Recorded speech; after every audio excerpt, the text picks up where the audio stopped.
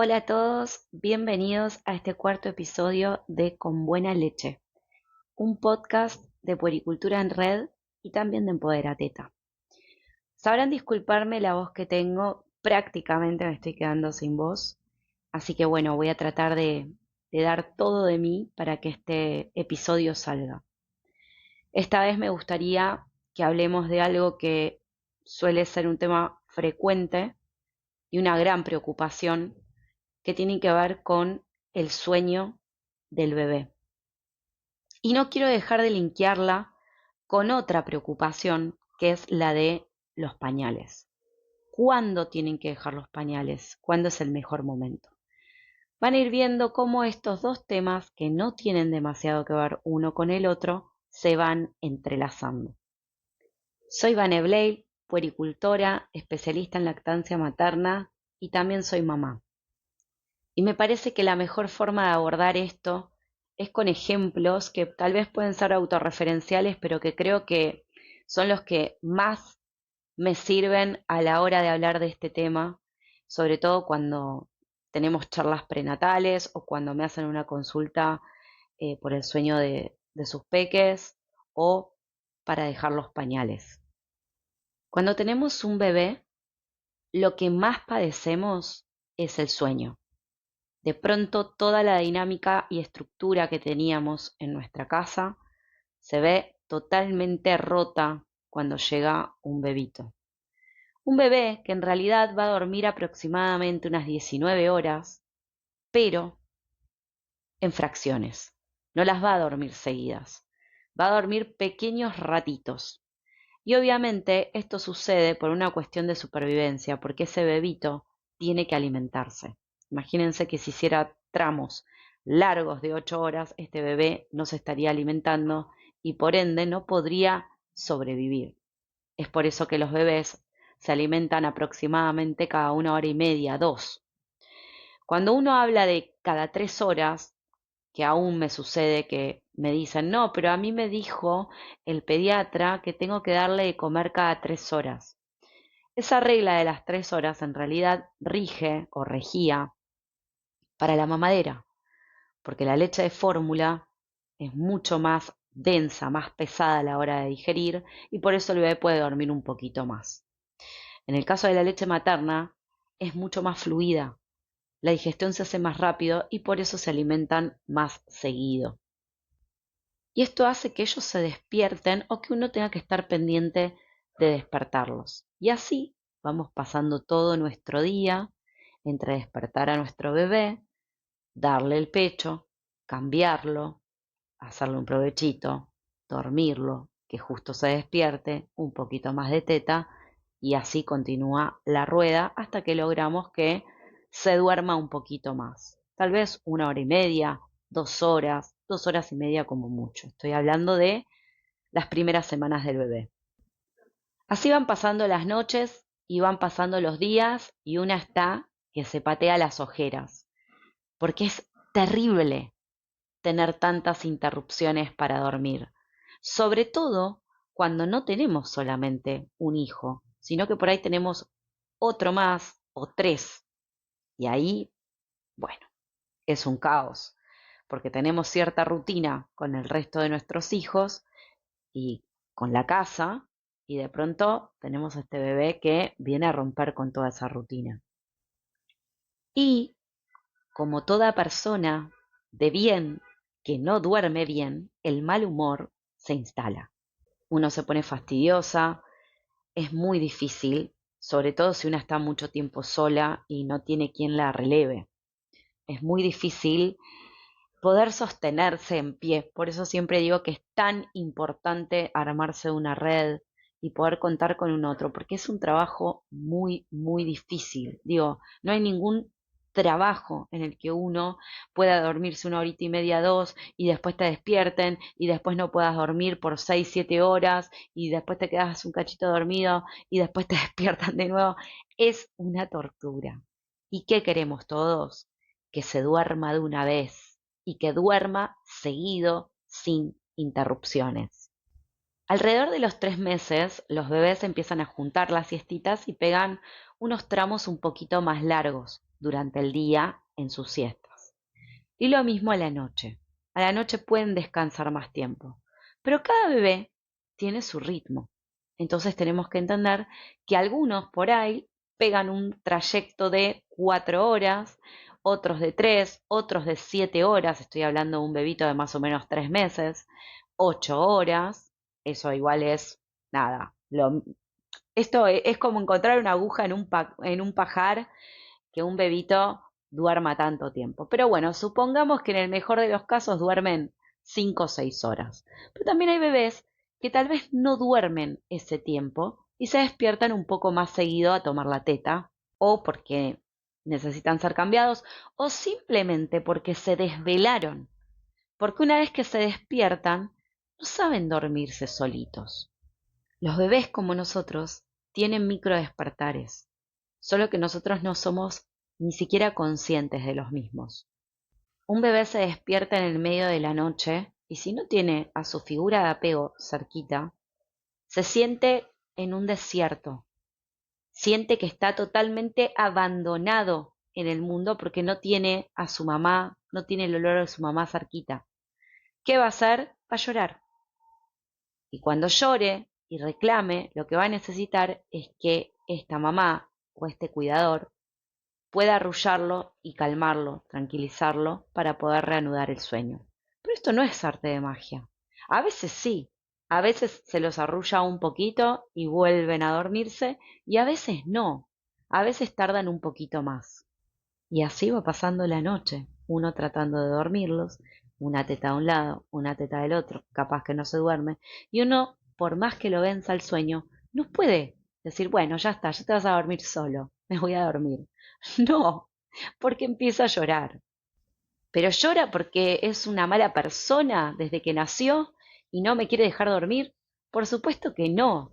Por algo está llorando. Entonces, lo que necesitamos hacer es brindarle calma, brindarle tranquilidad y empezar a armarle una rutina. Los bebés aman las rutinas, porque las rutinas les dan seguridad. Pero no confundamos rutina con entrenamiento. Entrenamiento de sueño es lo que suelen dar muchas coach, que a las familias les dicen que tienen que tener determinados parámetros para que sus bebés se puedan dormir, les hablan de tiempos, les hablan de no tocar tal vez al bebé, les hablan de por ahí estar presentes en la habitación pero no levantarlos, por más que el bebé esté llorando, etcétera, etcétera. Por más que uno diga, bueno, le consulto a esta coach o le consulto a esta otra coach, todas en realidad se basan más o menos en lo mismo, que tiene que ver con un entrenamiento del sueño y que uno puede enseñarle a su bebé a través de este entrenamiento a dormir. Se hace foco en las ventanas del sueño, es decir, cuánto tiempo según la edad tiene que estar despierto este bebé, cuáles son estas señales de que ya tiene que ir a dormir para que justamente no se le pase, no se pase de rosca, ¿no? En los entrenamientos lo que más se miran son los tiempos, son los horarios. Se dejan de lado otras cuestiones que tal vez tienen que ver con algo más orgánico, biológico. Uno de los entrenamientos que seguramente ustedes habrán escuchado tiene que ver con el duérmete niño. Este era un entrenamiento que se reversionó en finales de los 90, principios de los 2000.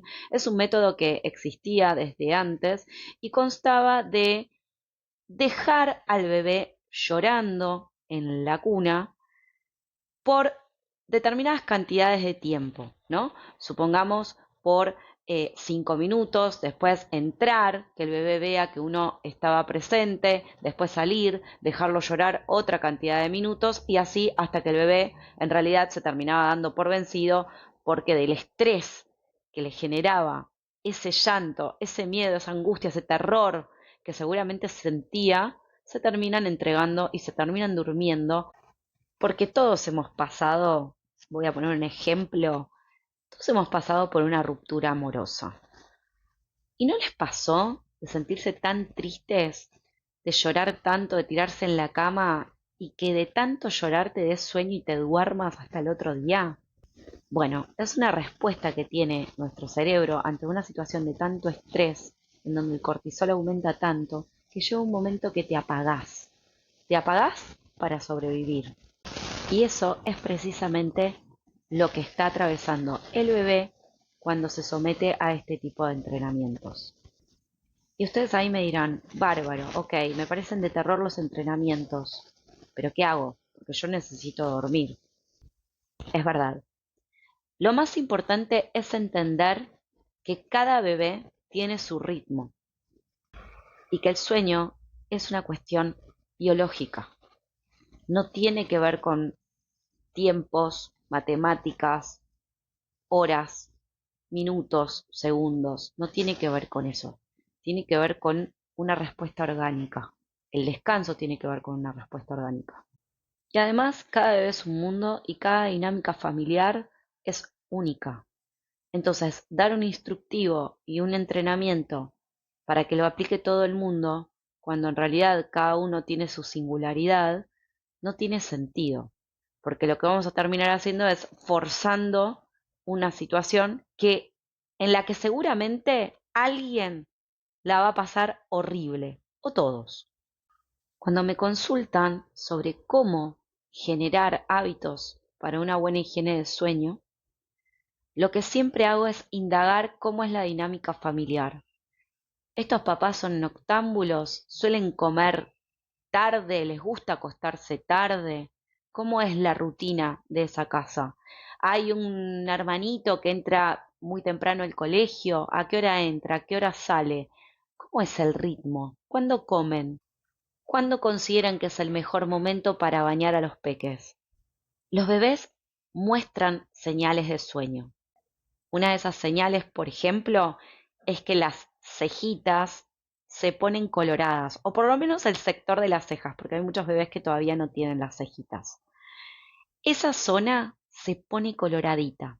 Cuando esa zona está colorada, cuando se empiezan a tocar la oreja o el pelo, esa es una clara señal de que tienen sueño y de que es momento de preparar el ambiente para dormir. Y uno a veces dice, ¿cómo puede ser que alguien que tiene sueño simplemente no se duerma? Bueno, no es tan sencillo. No sé si les pasó alguna vez de pasarse de sueño porque están estresados, porque salieron el día anterior y no pudieron dormir, entonces tuvieron que seguir de largo y tuvieron que trabajar y cumplir con obligaciones y que esto que lo otro. Cuando se acuestan en la cama tienen los ojos como el 2 de oro y no se pueden dormir. Y por ahí dicen, pero no puede ser, yo estoy que no doy más, estoy muy cansada, cierran los ojos y no te podés dormir. ¿Y eso es terrible? Bueno, eso también les pasa a los bebés. Entonces, ¿qué hay que observar ahí? El estímulo. ¿Cómo está siendo esta casa, este hogar? ¿Está siendo muy ruidoso? ¿Tengo la tele muy fuerte? ¿Dejo la tele hasta cualquier hora? No sé, hay música alrededor, hay gritos, hay todo, hay ruido, ¿no? Hay como desorden auditivo. Si yo paro un segundo y escucho a mi alrededor y siento eso, bueno, lo que hay que tratar de hacer es propiciar el ambiente. ¿Cómo? Apagando la tele o bajando bien el volumen, poniendo una música o ruido blanco, bajando las luces, tratando de que los integrantes de la familia hablen un poquito más bajo y empezar a prepararse para dormir. A mí me encanta que salgan muchas herramientas y propuestas en las redes sobre qué cositas ayudan a los chicos a dormir. Yo estoy muy a favor de leer todos esos artículos porque siempre se pueden sacar cosas y se pueden probar, ¿no? Por ejemplo, la luz roja, la luz de este color, está comprobado científicamente que no desvela, al contrario, que uno puede seguir durmiendo. Entonces, bueno, si quieren tener una lucecita roja que ilumine un poco y ayude para cuando cambian el pañal a que este bebito no se desvele, excelente, me parece una gran herramienta. El ruido blanco me parece otra excelente herramienta, funciona, no siempre, y por ahí funciona un tiempo y después hay que cambiar la rutina a otra cosa, incorporar algo nuevo. Si me estuvo funcionando el ruido blanco hasta los 7 meses y a los 7 meses dejó de funcionar, bueno, pruebo con música o pruebo con silencio total, arrullar, hacer el ¿no? Hacer uno mismo el ruido blanco. Tener en cuenta la temperatura del lugar, ¿no? Si hace mucho calor, si hace mucho frío, en caso de que haya mucho frío, abrigarlos bien para que estén cómodos. En el caso de que haya calor, de que haga mucho calor, bueno, tratar de mantenerlos lo más frescos posible. Por otro lado, también tener en cuenta si tienen que cerrar todo, tipo blackout, o pueden dejar un poquito abierto, ¿no? Hay gente adulta que, por ejemplo, no puede dormir con todo blackout, sino que necesita que entre un poquito de luz. Prueba y error, no está mal. Otra cosa que me parece súper importante es que cuando vamos a probar algo, siempre que sepamos que no es algo dañino, invasivo, ¿no? Le demos tiempo a esa prueba. Porque a veces es tipo, bueno, no, yo esta noche probé y le puse ruido blanco, pero no le gustó porque no se durmió enseguida. Bueno, hay que darle tiempo. Justamente crear una rutina consiste en repetir la misma receta un par de veces hasta que uno se vaya acostumbrando. Es como cuando los chicos comienzan las clases, uno estuvo de vacaciones, se acostó a cualquier hora y bueno, al principio va a costar levantarse a las 6 de la mañana, pero a las 2 semanas uno ya está totalmente acostumbrado.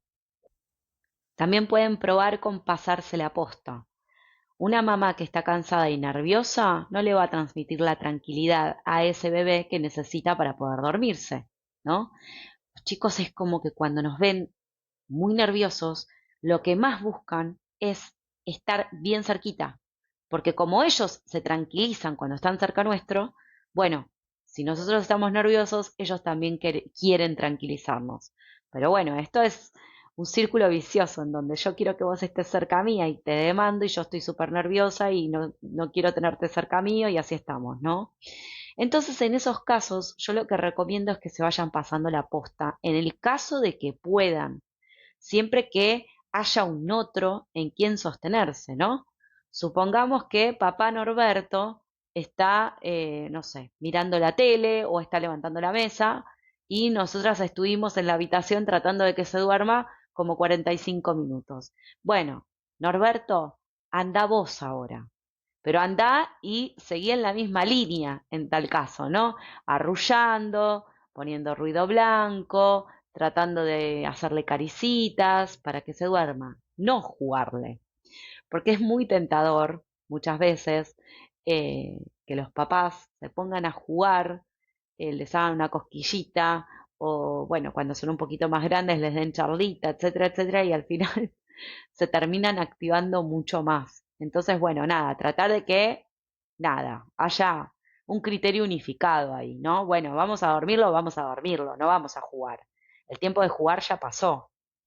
Verán que yo acá no estoy dando herramientas desde un lugar de sabiduría catedrática. No, yo lo que quiero es que esto se baje al llano totalmente y que si ustedes tienen alguna herramienta para compartir, lo puedan hacer tranquilamente. Siéntanse con esa libertad. Otra cosa que funciona infalible es la teta.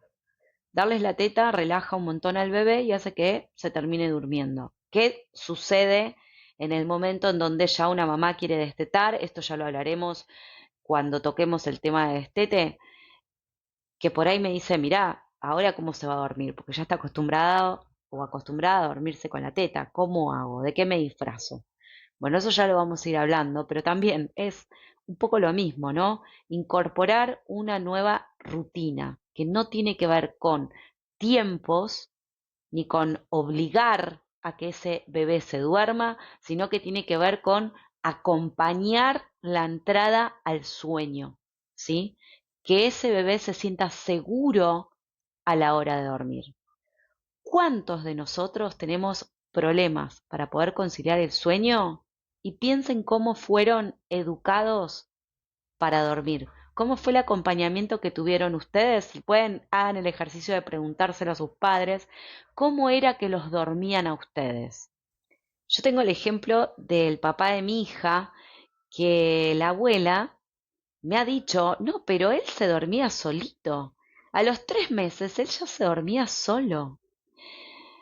Y bueno, la verdad es que es un poco inverosímil pensar que un bebé a los 3 meses se duerme solito. No, sí, se puede dormir solito paseando en el cochecito, pero acostarlo en la cunita, taparlo y que se duerma solo, la verdad que es difícil de creer. No porque esa mamá esté mintiendo, esa abuela esté mintiendo, sino porque, bueno, el método seguramente que se utilizó no era el más respetuoso posible para que ese bebé uno lo acueste en la cuna y se duerme solo, ¿no? Después uno cuando ve a esos adultos que aparentemente a los 3 meses se dormían solos, ve que tienen muchos problemas para comunicar lo que sienten, lo que les pasa, y ahí uno puede linkear con la forma en la que seguramente fue educado para dormir. Un bebé al que se lo ha dejado llorar para que aprenda a dormirse solo, ¿qué propósito tiene su llanto? ¿Para qué va a reclamar? ¿Para qué va a decir? Si nadie le va a dar bola. Si finalmente se va a terminar durmiendo solo después de llorar. ¿Qué sentido tiene después el llanto? ¿Qué sentido tiene reclamar? ¿Qué sentido tiene hablar? ¿Cómo voy a hacer yo a la hora de comunicarme? ¿Qué puedo sentir yo respecto al otro? ¿No? Si el otro está interesado o no está interesado en lo que a mí me pasa. Y con esto no estoy diciendo, ay, qué mal los padres que utilizaban este método, qué malos. No, seguramente lo hicieron con todo el amor del mundo, pensando que era lo mejor para ese hijo, pero bueno, a veces estas cuestiones, estos entrenamientos, lo que hicieron fue, en vez de enseñar una linda rutina de sueño y que el sueño sea algo que realmente nos invita al descanso, se termine transformando en una tortura. Y ahora quiero decirles que sí hay un mañana y que siempre que llovió paró, y podría continuar con todas las frases hechas que hay. Porque finalmente, cuando uno los acompaña y les brinda esa seguridad a la hora de dormir, finalmente terminan durmiéndose solos. No están hasta los 10 años pidiéndonos que por favor no nos vayamos de al lado, o que no se pueden dormir, o que dan vueltas en la cama, o que se despiertan 20.000 veces. No, se van a terminar durmiendo solos. Alrededor de los 3 años, ese niño ya va a sentirse seguro a la hora de dormir. Y también está bueno poder brindarles las herramientas para que ellos, si se despiertan, puedan acercarse a nosotros, ¿sí? Puedan pedir por nosotros sin tener que llorar. Y acá otra herramienta, otro tip que les voy a pasar. En el caso de mi hija, nosotros cuando ella ya tenía 1 año, la sacamos de la cunita colecho y empezó a dormir en una carpita tipi con su colchoncito. Entonces le enseñamos que ella podía ir gateando hasta nuestra habitación y ahí despertarme, ¿no? Para que yo la arrulle, para que yo la vuelva a hacer dormir o simplemente para que la meta en la cama conmigo y continuar durmiendo si yo estaba muy rota y no podía volver a dormirla. Pero le fui enseñando eso a través del juego, a través de las siestitas, ¿no? Poniéndola ahí y dejando la puerta abierta para que ella pueda venir una vez que se despertara. Se pasó durante un buen tiempo hasta que en un momento dejó de pasarse y empezó a dormir seguido en su cama. Hasta que, bueno, en algún momento, en pleno invierno, he decidido que haga colecho con nosotros por el frío. Bueno, siempre una excusa, porque en realidad tengo que reconocer que la que no quería descolecharse era yo.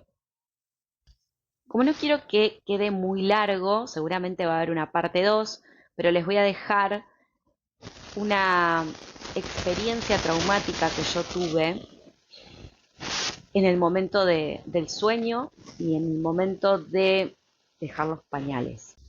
Cuando yo era chica, los primeros 5 años de vida, viví en un hogar de niños. Convivía con otros chicos de diferentes edades y dormíamos todos en una habitación muy grande. Lo que hacían en ese momento era mandarnos a la cama y apagar la luz y teníamos prohibido hablar entre nosotros. Yo recuerdo pasar muchas noches sin poder dormir porque sentía pánico. En esa casa había un gato y yo le tenía mucho miedo a ese gato porque en el medio de la noche venía y se me subía al pecho y me daba terror estar dormida y que de pronto me despertara el salto de este gatito. Que ahora lo recuerdo y me da mucha ternura, porque pobre gatito no tenía la culpa, pero bueno, a mí me daba mucho miedo, entonces me costaba mucho dormirme, me ponía mal, cuando me mandaban a la cama me ponía a llorar y esto desencadenaba en una situación bastante violenta, que obviamente lo que hacía era que me tenga que ir a dormir sin chistar, pese a no dormir. Este fue un momento tremendo para mí porque yo tuve muchísimo miedo durante bastante tiempo. Cuando me adoptaron, al principio podía descansar bien, pero luego necesité tener un velador encendido porque realmente había algo ahí de la oscuridad que me conectaba con ese recuerdo del pasado. Así que fíjense qué importante es poder acompañar de forma respetuosa el sueño de un bebé. Que yo entiendo que los días son larguísimos y eternos, pero les juro que pasan. Y que en comparación a lo que uno vive en promedio, es muy poco el tiempo que uno requiere de un otro para poder dormirse. Igual si lo pensamos bien, siempre requerimos de un otro para dormirnos, porque por lo general cuando uno está en pareja, duerme con su pareja y duerme mucho mejor. Bueno, al menos yo duermo mucho mejor. Les dejo una breve introducción con otro recorte de mi historia sobre cómo me sacaron los pañales. En este mismo hogar, a mis, calculo que 2 años, establecieron que ya no tenía que usar más pañales. Y recurrieron a un método bastante irrespetuoso. Me acuerdo patente, al día de hoy, con 40 años, que me encerraron en un baño y me dejaron con una pelela y me dijeron que hasta que yo no hiciera caca en la pelela, yo no iba a poder salir del baño. Me acuerdo que estuve un montón de tiempo porque sentía hambre y no me dejaban salir hasta que aprendiera a hacer caca en la pelela del baño. Adivinen si no tengo problemas para ir al baño. Bueno, ahí dejo esta breve introducción. Nos vamos a encontrar en el siguiente episodio para hablar de pañales. Me gustaría que si tienen alguna pregunta la puedan dejar para también darle un poquito más de orden al siguiente episodio. Este fue un poquito más desordenado. Traté de no seguir una estructura porque lo que quería transmitir era vivencial. Entonces, bueno, esta vez fue un poquito más desprolijo tal vez.